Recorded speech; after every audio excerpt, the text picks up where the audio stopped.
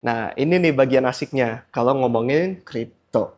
Dari sekian banyak hal keren yang bisa dilakukan sama smart contract, yang paling gampang, paling sering dibuat, dan paling rame, itu apa? Token. Kenapa? Karena bikin token tuh gampangnya kebangetan.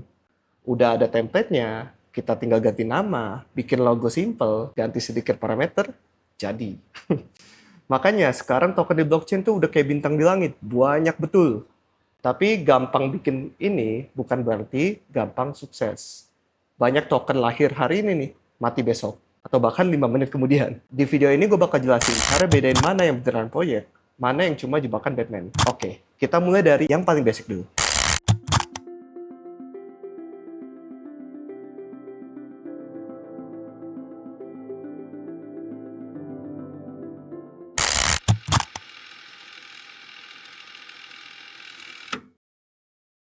Koin itu native asset dari blockchain-nya sendiri. Bitcoin punya BTC, Ethereum punya ETH, Solana punya Sol, dan yang lainnya seperti Sui, BNB, dan berbagai yang lain. Mereka ini punya fungsi yang penting banget buat bayar gas fee, ngamanin jaringan, dan juga jadi bahan bakar operasional blockchain itu sendiri. Sementara token ini tuh kasarnya numpang di blockchain yang udah ada, dibuat lewat smart contract.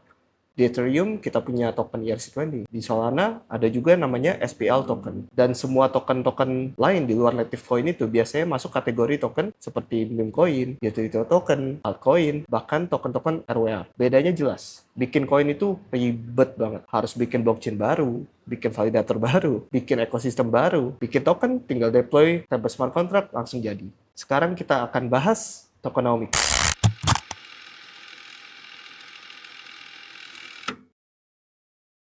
Tokenomics itu singkatan dari token plus economics. Isinya ngomongin gimana token itu dibagi, supply-nya itu berapa, dan buat apa juga fungsinya, serta gimana kasih insentif ke pengguna itu sendiri. Biar gampang, bayangin token itu kayak tiket konser. Max supply itu kayak kapasitas stadion. Misalkan, ada 100.000 kursi.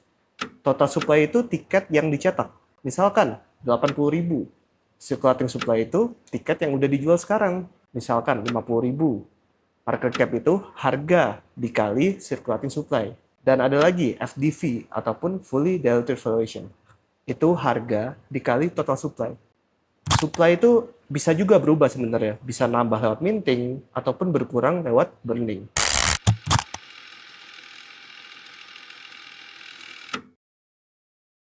Sekarang kita masuk ke bagian penting. Karena bikin token itu gampang, scam juga gampang. Ada beberapa modus yang sering terjadi nih. Pertama, fake token. Nggak cuma tas LV yang ada KW-nya. Token juga banyak versi palsunya. Contoh, ada token Trump misalkan, yang lagi viral. Scammer tuh bisa bikin token palsu, namanya serupa, tapi alamat kontraknya tuh beda. Tapi, kalau lu pada nyari di situs kayak Dexcleaner ataupun Dextus, token palsu ini bisa aja nongol di urutan paling atas karena volume yang dibuat-buat. Kedua, rug pull. Developer mostly itu pegang mayoritas supply, terus jual semuanya sekaligus. Harga langsung hancur. Ataupun mereka tarik semua liquidity dari pool, bikin token nggak bisa ditukar dengan duit aslinya. Kadang smart contract-nya diselipin juga logic aneh. Misalkan terbatasi, pajaknya besar, ataupun token lo tiba-tiba nggak bisa dijual. Nah, kita bahas selanjutnya honeypot. Ini sering banget juga kejadian. Dari luar tuh kelihatan aman, bisa dibeli, tapi nggak bisa dijual. Kecuali si developer ataupun wallet-wallet tertentu. Jadi kayak madu manis yang bikin lo tuh nempel terus, nggak bisa keluar tapi. Sekarang kita akan bahas cara riset project sebelum beli token.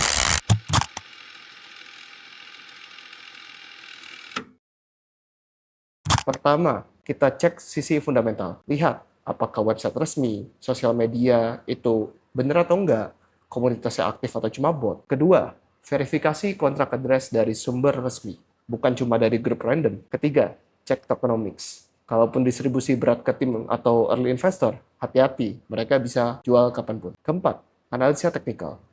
Cek likuiditas, volume, distribusi holders. Bonus juga ya buat ngerti smart contract. Cek di Blockchain Explorer, apakah ada fungsi yang mencurigakan kayak hidden mint ataupun transfer.